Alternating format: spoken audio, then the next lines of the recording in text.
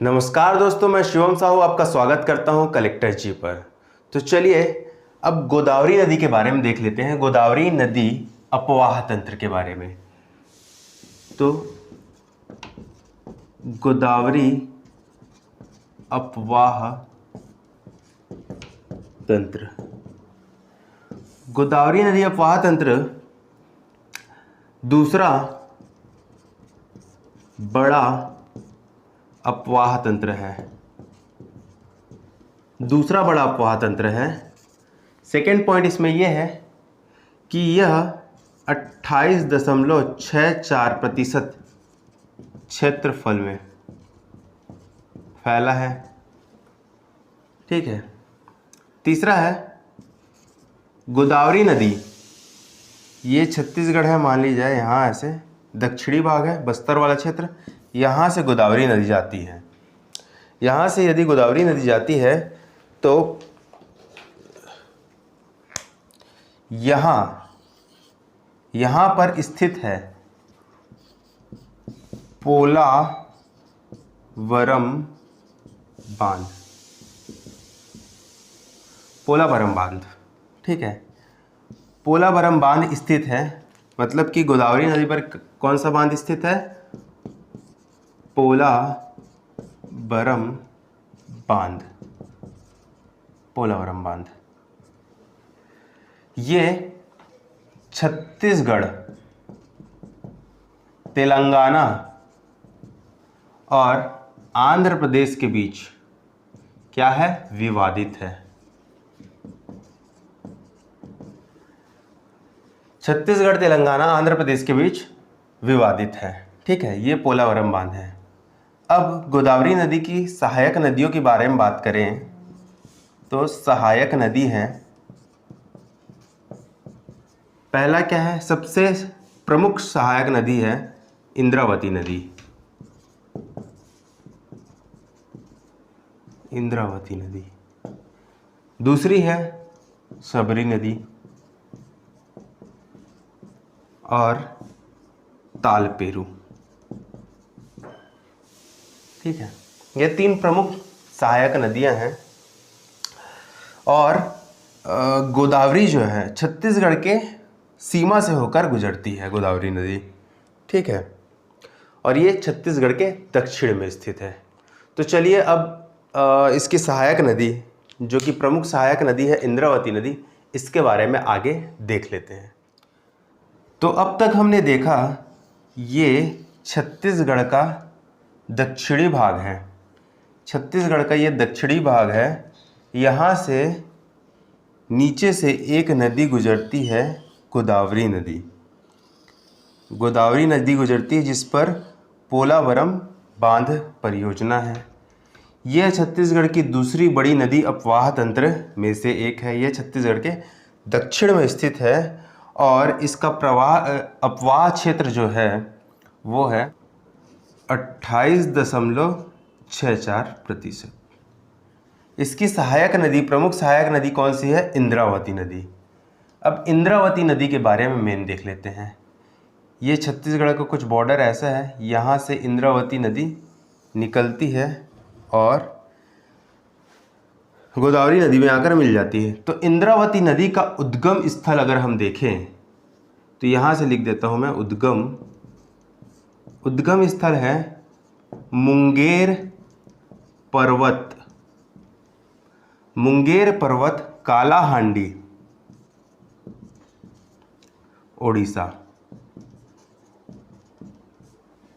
मुंगेर पर्वत, कालाहांडी, उड़ीसा से इसका उद्गम स्थल है इंद्रावती नदी का।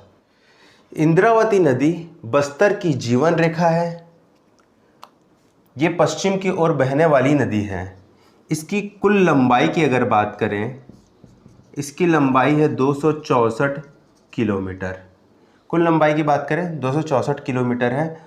और विसर्जन कहाँ होता है इंद्रावती नदी का? तो विसर्जन होता है भद्रकाली के पास, भद्रकाली नामक स्थान पर, गोदावरी नदी में, गोदावरी नदी में। ठीक है, अब देख लेते हैं इंद्रावती नदी कौन कौन से जिलों से होकर गुजरती है? तो पहला तो है जिला बस्तर, सेकंड है दंतेवाड़ा और तीसरा है बीजापुर। बस्तर, दंतेवाड़ा और बीजापुर। अब इसके तट पर कौन कौन से शहर स्थित हैं? तो बस्तर से जगदलपुर, दंतेवाड़ा में बारसूर और बीजापुर में भानु प्रतापपुर शहर स्थित हैं। ठीक है, तो इतनी बातें आप याद रखिए। चलिए आगे देखते हैं इसके बारे में। इसकी सहायक नदियाँ, सहायक नदियों के बारे में देखते हैं हम। तो सबसे बड़ी और सबसे प्रमुख सहायक नदी है कोटरी नदी। कोटरी नदी ये राजहरा की पहाड़ी, कहाँ से? राजहरा की पहाड़ी से निकलती है, जो कि कहाँ है? मोहेला मानपुर अंबागढ़ चौकी में है। ठीक है, ये मोहेला मानपुर अंबागढ़ चौकी नारायणपुर और बीजापुर में प्रवाहित होती है कोटरी नदी। कोटरी नदी बेसिन, ठीक, कोटरी नदी बेसिन छत्तीसगढ़ के दक्षिण पश्चिम में स्थित है। ठीक है ना, क्या है? कोटरी नदी बेसिन कहाँ स्थित है? दक्षिण पश्चिम में।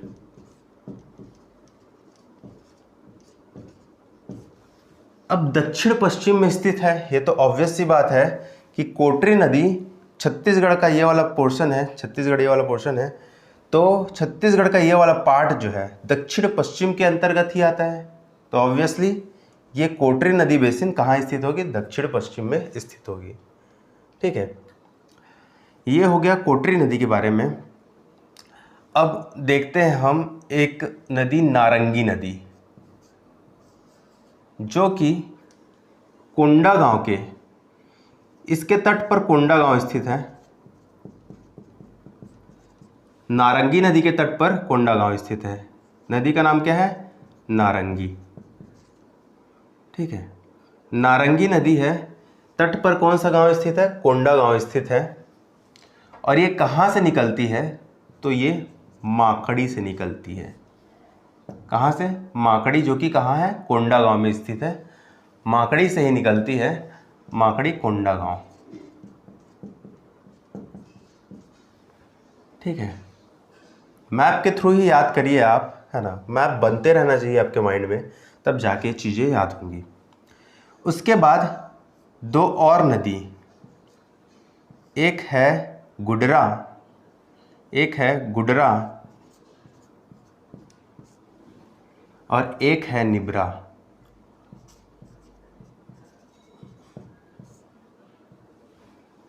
गुडरा अबूझमाड़, अबूझमाड़ पहाड़ी से निकलती है। गुडरा अबूझमाड़ पहाड़ी से निकलती है और निब्रा अंतागढ़ से निकलती है। ठीक है, गुडरा अबूझमाड़ पहाड़ी से निकलती है और निब्रा अंतागढ़ से निकलती है। इसके बाद हम देखते हैं नीचे की ओर। तो नीचे की ओर दो बहुत ही महत्वपूर्ण नदियां आकर मिलती हैं। एक है डंकिनी और एक है शंखिनी।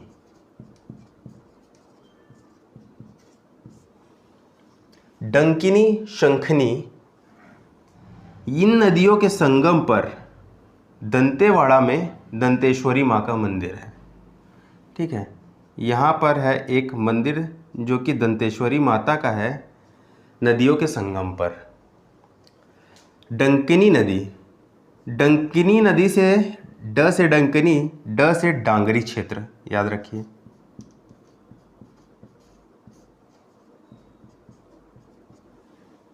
ड से डंगनी और ड से डांगरी क्षेत्र याद रखिए, ठीक है।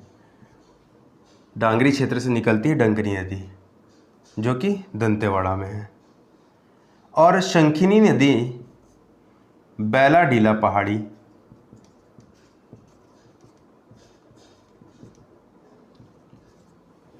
बैलाडीला पहाड़ी बारसूर दंतेवाड़ा से निकलती है। तो दोनों कहाँ से निकलती है?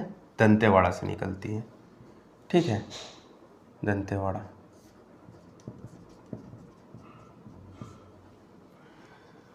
तो इस बात को आप ध्यान रखिए, ठीक है। तो सारी बातें क्लियर हो गई। ये दोनों कहाँ से निकलती है? नारायणपुर से निकलती है। नारंगी नदी कोंडा गांव से निकलती है।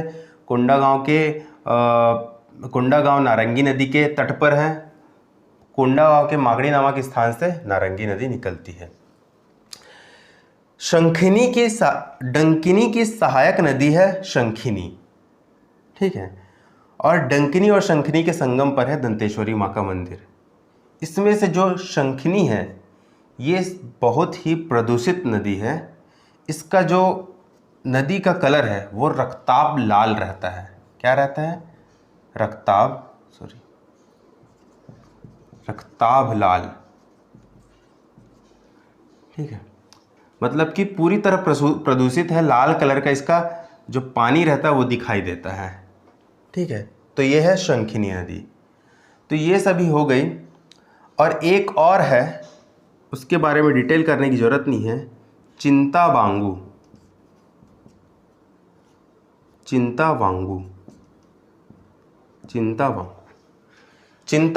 नदी है ना, जो इंद्रावती की सहायक नदी है, ठीक है। तो यहाँ तक की बातें क्लियर हो गई होगी। तो ये है मेन नदी इंद्रावती नदी, जिसके बारे में अभी हम देख रहे हैं। ये गोदावरी नदी में भद्रकाली के पास मिल जाती है।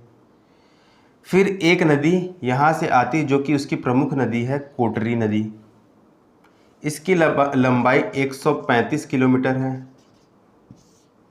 135 किलोमीटर है इसकी लंबाई कोटरी नदी की, जो कि राजहरा पहाड़ी, मोहला मानपुर, अम्बागढ़ चौकी से निकलती है। उसके बाद है गुडरा, निबरा, नारंगी, गुडरा अबूझमाड़, निबरा अंतागढ़।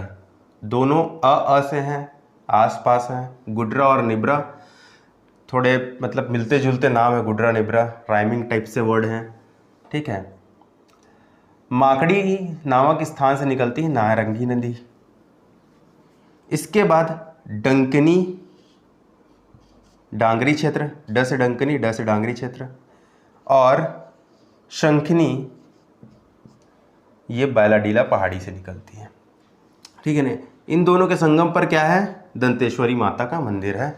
शंखिनी सब सर्वाधिक प्रदूषित नदी है। रक्ताब लाल इसका जो पानी का कलर है वो रक्ताब लाल कलर का होता है, ठीक है। यहाँ तक की बातें क्लियर हैं। तो इंद्रावती नदी, यहाँ तक हमने देखा इंद्रावती नदी। इंद्रावती नदी में एक और बात है। इंद्रावती नदी में है चित्रकूट जलप्रपात। चित्रकूट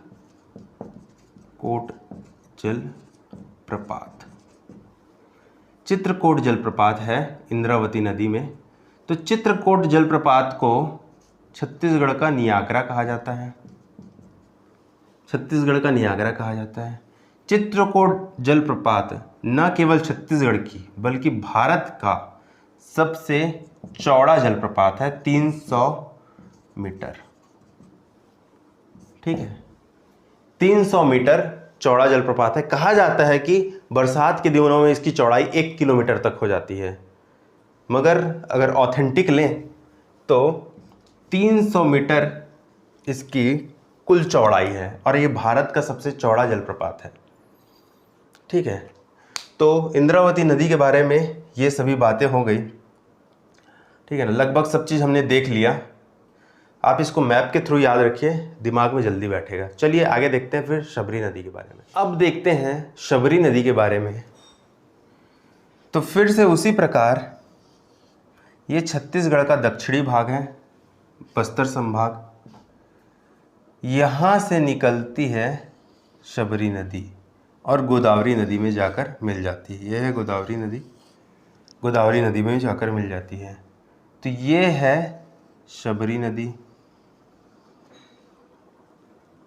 ये गोदावरी नदी में जाकर मिल जाती है।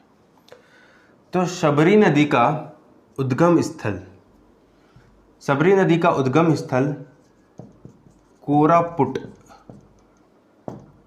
नंदपुर पर्वत, ओडिशा। ठीक है, उद्गम कोरापुट नंदपुर पर्वत उड़ीसा से माना जाता है। ठीक है, तो शबरी नदी में माना जाता है कि इसके रेत में सोने के कण पाए जाते हैं। रेत में सोने के कण, सोने के कण, रेत में सोने के कण पाए जाते हैं, ये माना जाता है शबरी नदी में। शबरी नदी के सहायक नदियों की बात करें तो एक है कांगेर नदी, एक है मालगेर नदी। कौन कौन सी नदी? कांगेर और एक है मालगेर। ठीक है, कांगेर नदी की ही एक सहायक नदी है, इसका नाम है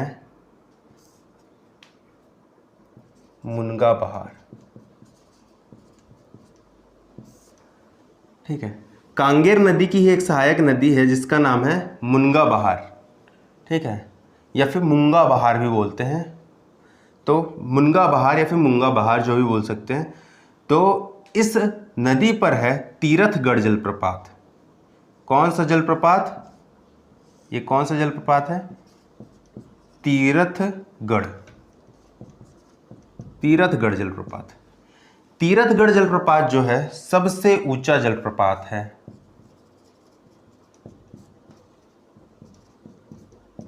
सबसे ऊंचा जलप्रपात है, 300 मीटर इसकी ऊंचाई है। चित्रकूट जलप्रपात की चौड़ाई भी 300 मीटर है और इसकी ऊंचाई भी 300 मीटर है, तीरथगढ़ जलप्रपात। ठीक है ना। ये किस नदी पर है? मुंगा बहार नदी पर है, जो कि कांगेर नदी की सहायक नदी है। ठीक है, और शबरी नदी की सहायक नदियां कौन सी हैं? कांगेर और मालगेर नदी। कांगेर नदी पर एक प्राकृतिक मगरमच्छ के संरक्षण के लिए स्थल है, संरक्षित स्थल है, इसका नाम है भैंसा दरहा। ठीक है, भैंसा दरहा। भैंसा जहार कहाँ है? तो अरपा नदी पर है। और भैंसा दरहा कहाँ है? तो ये कांगेर नदी पर है, कांगेर नदी के तट पर स्थित है, जो कि मगरमच्छ के संरक्षण के लिए एक प्राकृतिक स्थल है। ठीक है, ईब नदी का उद्गम हमने देख लिया। ईब नदी का विसर्जन कूनावरम, कूनावरम आंध्र प्रदेश में है। कूनावरम आंध्र प्रदेश में है। और सबसे महत्वपूर्ण बात, सुकमा के कोंटा से, सुकमा के कोंटा से कूनावरम तक, सुकमा के कोंटा से कूनावरम तक जल परिवहन की सुविधा है। जल परिवहन की सुविधा सुकमा के कोंटा से कूनावरम, जो कि आंध्र प्रदेश में है, वहां तक है। अब सुकमा के कोंटा से कूनावरम तक हम जाते हैं तो हम कितनी दूरी तय करते हैं? तो 36 किलोमीटर। तो 36 किलोमीटर का एक जल परिवहन है ना, वाटरवेज सुविधा हमारे पास है छत्तीसगढ़ में, जो कि केवल शबरी नदी पर है। वो कहाँ से कहाँ तक है? सुकमा के कोंटा से कूनावरम तक है। ठीक है, यहाँ तक बातें क्लियर हो गई हैं। तो ये शबरी नदी के बारे में बात हो गई। चलिए देख लेते हैं एक बार। ये शबरी नदी का उद्गम स्थल है कोरापुट नंदपुर पर्वत उड़ीसा से। कोरापुट नंदपुर पर्वत उड़ीसा से है। इसका विसर्जन कहाँ होता है? तो कूनावरम आंध्र प्रदेश में होता है। जल परिवहन की सुविधा देखें तो सुकमा के कोंटा से कूनावरम तक 36 किलोमीटर है। इसके रेत में सोने के कण पाए जाते हैं और इसकी सहायक नदियां कांगेर नदी और मालगेर नदी। ये है मालगेर नदी और ये है कांगेर नदी। कांगेर नदी पर है भैंसा दरहा, जो कि एक मगरमच्छ के लिए प्राकृतिक संरक्षित क्षेत्र है। और कांगेर नदी की सहायक नदी है मूंगा बहार नदी। मूंगा बहार नदी पर एक जलप्रपात है तीरथगढ़ जलप्रपात, जो सबसे ऊंचा जलप्रपात है, जिसकी ऊंचाई है 300 मीटर। और सबसे ऊंचा बांध कौन सा है? तो मिनी माता, जो कि हसदेव नदी पर बना है, बांगो डैम कहा जाता है। 87 मीटर ऊंचा है, सबसे ऊंचा बांध है। और सबसे चौड़ा जलप्रपात कौन सा है? तो वह है चित्रकूट, जिसे छत्तीसगढ़ का नियाग्रा कहा जाता है, जो भारत में सबसे चौड़ा है। ठीक है, तो यहाँ तक की बातें क्लियर हो गई हैं। तो चलिए आगे देखते हैं। अब हम देखते हैं सोन या गंगा नदी अपवाह तंत्र। तो सोन या गंगा नदी अपवाह तंत्र तीसरी बड़ी अपवाह तंत्र है। तीसरी बड़ी अपवाह तंत्र है, जिसका क्षेत्रफल 13.63% क्षेत्र में यह फैला हुआ है। 13.63% क्षेत्र में यह फैला हुआ है। ठीक है, तीसरी बड़ी अपवाह तंत्र है। चलिए इसके बारे में देख लेते हैं। मान लिया जाए ये है अपना छत्तीसगढ़ का उत्तरी सिरा। छत्तीसगढ़ का उत्तरी सिरा ये है। यहाँ से निकलती है सोन नदी, अमरकंटक के लगभग पास से सोन नदी निकलती है।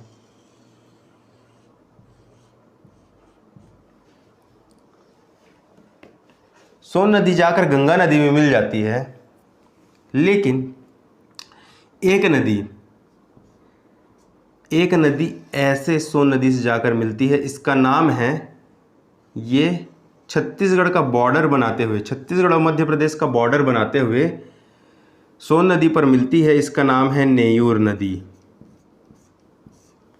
ठीक है, नेयूर पहली सहायक नदी। एक और नदी यहां से निकलती है, इसका नाम है बनास।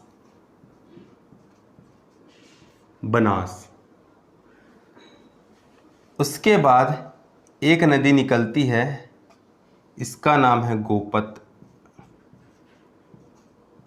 गोपत बनास।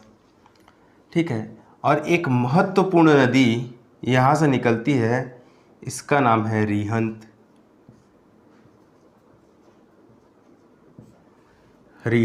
या फिर रेंड नदी बोला जाता है। एक नदी यहाँ जशपुर के पास से निकलती है, इतनी बार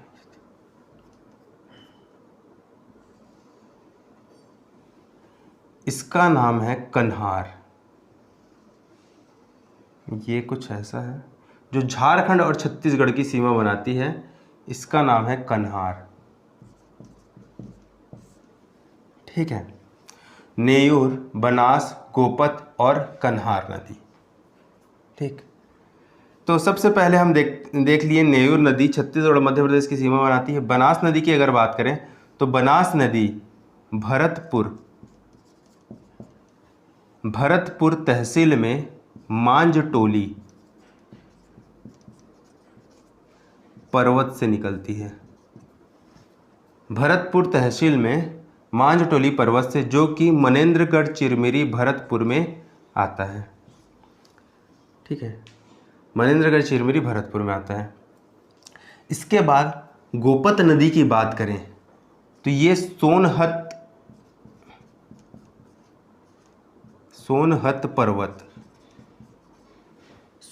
पर्वत से निकलती है। ये कहाँ स्थित है? तो कोरिया में स्थित है। ठीक है ना, सोनहत पर्वत कहाँ स्थित है? कोरिया में स्थित है। ये नए ज़िले हैं, इन सबको याद रखना ज़्यादा जरूरी है ना। रिहंद नदी की बात करें तो रिहंद नदी छुरी मतरिंगा, छुरी मतिरिंगा पहाड़ी, छुरी मतरिंगा पहाड़ी से निकलती है। छुरी मतरिंगा पहाड़ी अंबिकापुर में आता है,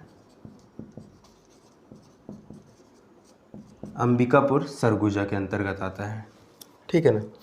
रिहंद नदी की लंबाई 145 किलोमीटर है। ठीक है, रिहंद नदी की लंबाई 145 किलोमीटर है। कन्हार नदी की लंबाई 115 किलोमीटर है। कन्हार नदी का उद्गम बखोना चोटी, बखोना चोटी, बगीचा तहसील, जशपुर। ठीक है, ये क्षेत्र कौन सा है? जशपुर का है। ठीक है ना।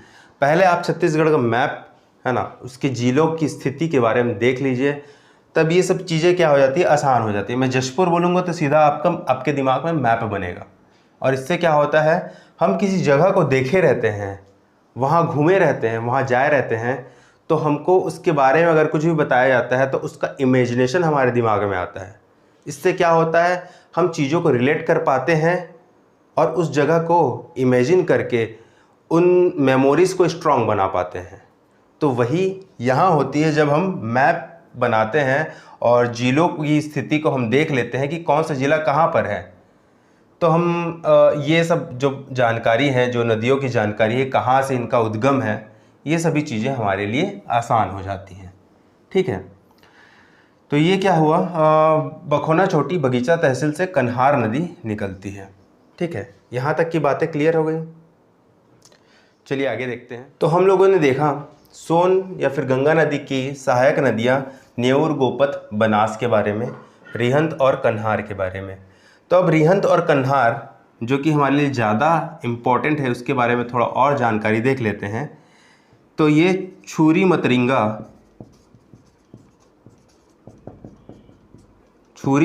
पहाड़ी से निकलती है, और इसे हमने देखा था बखोना चोटी, बखोना चोटी जशपुर से निकलती है। ये सरगुजा से, ये जशपुर से। ठीक है,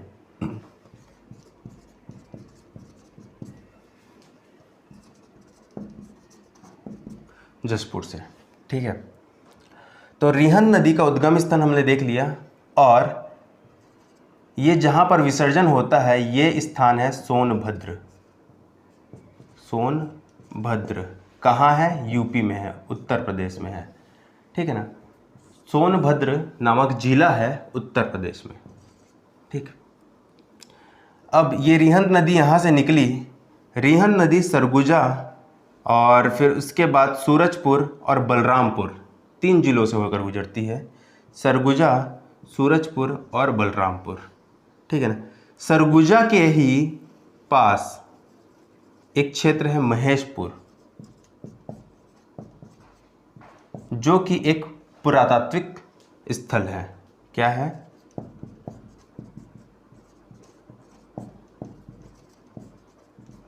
ठीक है ना। महेशपुर जो कि एक क्या है, पुरातात्विक स्थल है। ये रिहंद नदी के तट पर स्थित है। ठीक, रिहंद नदी की लंबाई हमने देखी थी, लंबाई कितनी है?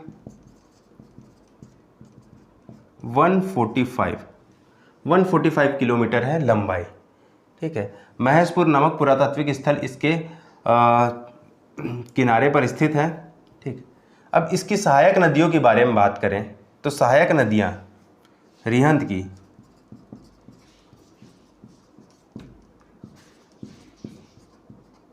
रिहंद। ठीक है, रिहंद की अगर सहायक नदियों के बारे में बात करें तो कौन कौन सी हैं? एक है सूर्या, सूर्या, सूर्या। एक है महान, सूर्या, महान। एक है मोरनी, मोरनी। एक है गोबर, गोबर, और एक है घुनघुट्टा। क्या है? घुनघुट्टा।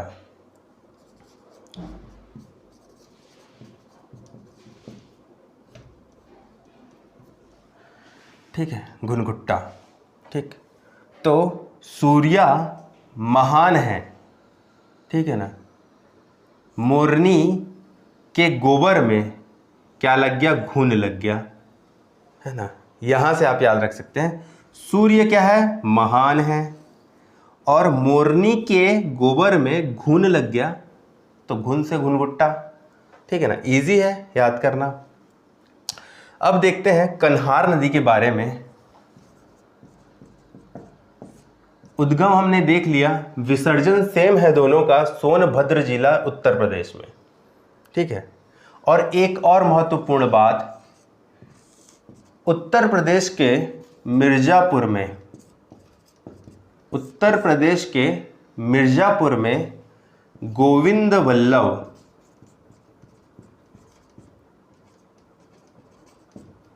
वल्लभ पंत सागर, ठीक है ना, ये क्या है? रिहंत नदी का ये विसर्जन क्षेत्र है, और यहीं पर, है ना, मिर्जापुर में, जो कि यूपी में है, गोविंद वल्लभ पंत सागर परियोजना स्थित है। ठीक है, गोविंद वल्लभ पंत सागर परियोजना रिहंत नदी के विसर्जन क्षेत्र के पास गोविंद वल्लभ पंत सागर परियोजना स्थित है मिर्जापुर में। ठीक है, यह बात भी आप याद रखिए। इसके बाद हम देखते हैं कन्हार नदी। कन्हार नदी की लंबाई कितनी है? लंबाई अगर हम देखें, यहाँ लिख देता हूँ, लंबाई अगर हम देखें तो लंबाई है 115 किलोमीटर।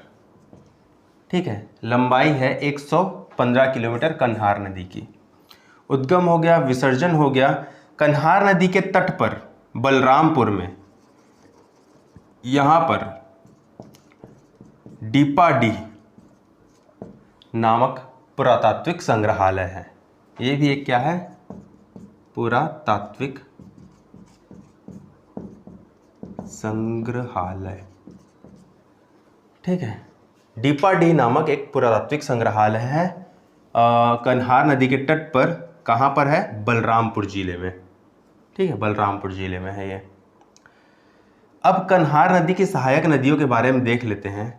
तो कन्हार नदी की सहायक नदियां कौन कौन सी है? एक है पेंजन,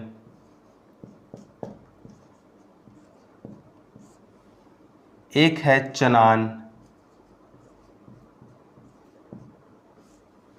ये सब छत्तीसगढ़ के अंदर ही है ना।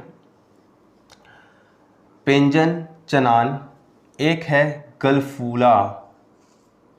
क्या है? गलफूला। ठीक है, गलफूला, पेंजन, चलान, गलफूला, और एक है सिंदूर। ठीक है, तो पेंजन, चनान, सिंदूर और गलफूला। ठीक है, इतने को याद रखिए। कन्हार नदी पर, है ना, कन्हार नदी पर है कोठली जलप्रपात।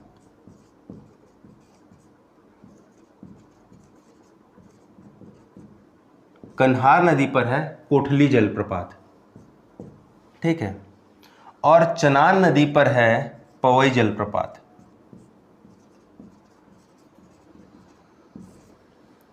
ठीक है, अब इसे कैसे याद करें? इसे तो हमने याद कर लिया था, सूर्या महान है, मोरनी के गोबर में घुन लग गया। इसके कैसे याद करें हम लोग? तो अब कन्हार की सहायक नदियों को याद करने का ट्रिक देखें हम, तो इसको यहां पर लिख देता हूं, कन्हार की सहायक नदियां। सहायक नदियां अगर ट्रिक देखें तो इन नदियों को भी भूलना नहीं है। इसमें चनान तो खासकर भूलना ही नहीं है, क्योंकि चनान में पवई जलप्रपात है। ठीक है ना, और भूलोगे तो चनान से गाल पे पड़ेगी क्या? मार। चनान से गाल पे मार, ठीक है ना। अब चनान से चनान नदी हो गई, से सिंदूर नदी, गाल से गल फूला, मार पड़ती है तो गाल तो फूलता ही है, गल फूला, ठीक है ना। पे से पेंजन, ठीक है, याद हो गया आसानी से। चनान से गाल पे मार, ठीक है, चनान से गाल पे मार, ठीक है। चनान से गाल पे मार, चनान नदी, से सिंदूर नदी, गाल से गल फूला, पे से पेंजन, मार का कोई अर्थ नहीं है, ठीक। तो ये आपको सारी चीज़ें याद हो गई होगी, है ना। तो यहाँ तक की बातें आपको याद हो गई होगी। एक बार और थोड़ा सा रिवीजन कर लेते हैं। रिहंद नदी के तट पर है महेशपुर, उद्गम स्थल है इसका छुरी मतरिंगा सरगुजा से, ठीक है ना। लंबाई इसकी 145 किलोमीटर, ठीक है, 145 किलोमीटर। और इसकी सहायक नदियाँ हैं सूर्या, महान है, मोरनी के गोबर में घुन लग गया, ठीक है। रिलेटेड नहीं है बट याद करने के लिए ज़रूरी है। और उसके बाद हम देखते हैं चनान से गाल पे मार, ये तो इंटरेस्टिंग है। तो चनान से चनान नदी, से सिंदूर नदी, गाल से गलफुला और पे से पेंजन नदी, ठीक है। महेशपुर रिहंद नदी के तट पर है और डीपाडी नामक पुरातात्विक स्थल है ना, ये कहाँ है? कन्हार नदी के तट पर, ठीक है। सोनभद्र में दोनों का विसर्जन होता है और रिहंद के विसर्जन के क्षेत्र के पास मिर्ज़ापुर में, ठीक है, रिहंद नदी पर मिर्ज़ापुर में गोविंद वल्लभ पंत सागर परियोजना बनी हुई है, जिसे हम रिहंद परियोजना भी कहते हैं, ठीक है। तो ये नाम तो आप याद रखिए, गोविंद वल्लभ पंत सागर परियोजना, जिसे हम रिहंद परियोजना भी कहते हैं। तो चलिए आगे देखते हैं। अब देखते हैं ब्राह्मणी नदी अपवाह तंत्र और नर्मदा नदी अपवाह तंत्र, ठीक है। ये है ब्राह्मणी नदी जो यहाँ से ऐसे गुजर रही है, ठीक है। ये छत्तीसगढ़ के 1.03% क्षेत्र में फैला हुआ है, ठीक है। इसकी दो सहायक नदी है कोयल और शंख, कोयल और शंख, ठीक है ना। इसके बाद कोयल की भी आवाज़ मधुर होती है और शंख की भी आवाज़ मधुर होती है, ऐसे आप याद रख सकते हैं, ठीक। इसके बाद नर्मदा नदी अपवाह तंत्र देखें हम, तो नर्मदा नदी अमरकंटक से निकलती है। इसके अपवाह क्षेत्र का क्षेत्रफल जो है 0.55% है, 0.55% है। दो नदियां इसकी सहायक नदी हैं, एक है ताड़ा और एक है बंजर, ताड़ा और बंजर दो इसकी सहायक नदियां हैं, ठीक है ना। नर्मदा नदी पश्चिम की ओर बहने वाली भारत की सबसे बड़ी नदी है, ठीक है। तो इसमें ज़्यादा डिटेल करने की ज़रूरत है ही नहीं, क्योंकि सिर्फ सहायक नदियों को याद रखना है इसमें, और इनका परसेंटेज याद रखना है कि कितने क्षेत्रफल में ये फैले हुए हैं। चलिए आगे तो देखिए, ये थोड़ा और देर लगेगा, फिर उसके बाद पूरी तरह नदी अपवाह तंत्र और नदियों के बारे में सारी जानकारी समाप्त हो जाएगी, ठीक है। तो देखिए, महानदी की लंबाई है 858 किलोमीटर, जो कि छत्तीसगढ़ में बहती है, तो 246 किलोमीटर इसकी लंबाई है, ठीक है। 286 किलोमीटर, सॉरी 286 किलोमीटर छत्तीसगढ़ में बहने पर है। शिवनाथ नदी की बात करें तो 290 किलोमीटर इसकी लंबाई है, ठीक है। इंद्रावती की बात करें तो 264 किलोमीटर इसकी लंबाई है। हसदेव की बात करें तो 176, शबरी 173, मांड नदी 155, रिहंद नदी 145, लीलागर नदी 135, कोटरी नदी भी 135, मनियारी नदी 134, अरपा 100, पैरी 99, ठीक है। ये तो लंबाई की बात हो गई। अब देखते हैं इनके प्राचीन नाम को। तो महानदी का प्राचीन नाम है कनकनंदनी, चित्रोत्पला, नीलोत्पला, नीलोत्पला वायु पुराण में, स्कंद पुराण में चित्रोत्पला। ठीक है। सूनी नदी, शिवनाथ नदी की का पुराना प्राचीन नाम है शूनी नदी और शिवा नदी। इंद्रावती का प्राचीन नाम है मंदाकिनी। हसदेव का प्राचीन नाम है हस्तुसोमा। शबरी का है कुलाब। मांड नदी का मंदगा या मंदवाहिनी। रिहंत का है रेंड। लीलागढ़ का है निडिला। ये बहुत इंपॉर्टेंट है, ठीक है ना। कोलाब इंपॉर्टेंट है, मंदाकिनी और महानदी तो इंपॉर्टेंट है ही, ठीक है।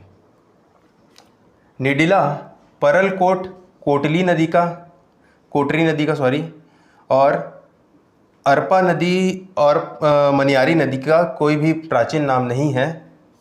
पैरी नदी का है प्राचीन नाम पलासिनी, ठीक है, ये भी इंपॉर्टेंट है, पलासिनी। तो छत्तीसगढ़ का कुछ इस तरह मैप बनता है।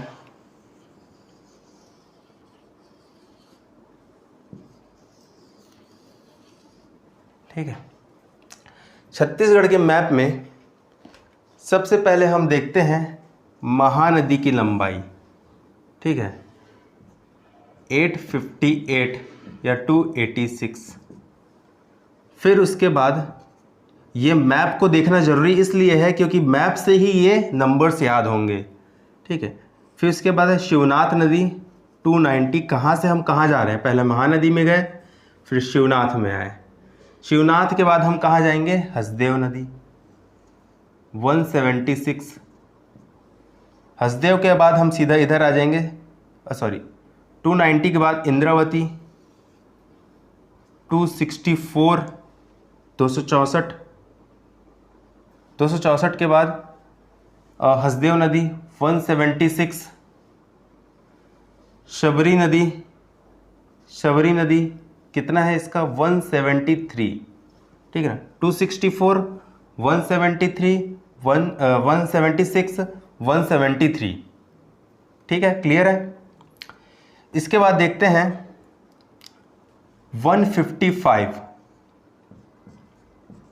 मांड नदी, 155, 145 रिहंत नदी, ठीक है। एक ही पर्वत है, एक छुरी मतरिंगा है और एक मैन पाट है ना। इस पर्वत के उस ओर से रिहंत नदी बहती है और इस ओर से मांड नदी बहती है।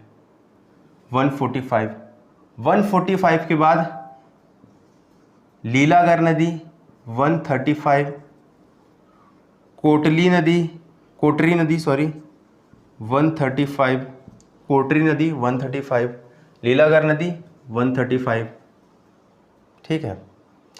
135 के बाद मनियारी नदी 134, अरपा नदी 100 और पैरी नदी 99, ठीक है। यहाँ तक आप याद रखिए। एक और है हाफ नदी 44 किलोमीटर, हाफ नदी 44 किलोमीटर। हाफ नदी को अलग से याद रखिए, 44 किलोमीटर। ईब नदी 202 किलोमीटर टोटल उसका वो लेंथ है, लेकिन अगर एक्चुअल की बात करें तो 87 किलोमीटर में ये बहती है छत्तीसगढ़ में, ठीक है। 87 किलोमीटर में बहती है छत्तीसगढ़ में, ठीक है, क्लियर है। टोटल लेंथ कितना है? 202 है और छत्तीसगढ़ में 87 किलोमीटर में यह बहती है, ठीक। तो मैप के थ्रू ऐसे याद रखिए, आपको आसानी से याद होगा। पहले क्या है?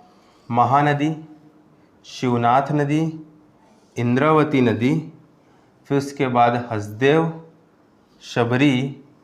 शबरी के बाद मांड, रिहंत के बाद लीलागढ़ 135, कोटरी 135, फिर उसके बाद 134 मनियारी, 100 अरपा, ये लीलागढ़ था, ये 100 अरपा और पैरी 99, ठीक है। तो इस तरीके से याद रखिए। हाफ नदी 44 और ईब नदी 202 और छत्तीसगढ़ में 87। तो यहाँ तक की बातें पूरी तरह क्लियर हो गई होगी। हमने हर टॉपिक, हर चीज़ को टच कर लिया नदी के माध्यम से। इससे बाहर क्वेश्चन कहीं भी नहीं आएंगे। तो इस क्लास को आप अच्छे से देखिए, नोट्स बनाइए, याद करिए मैप के द्वारा। धन्यवाद।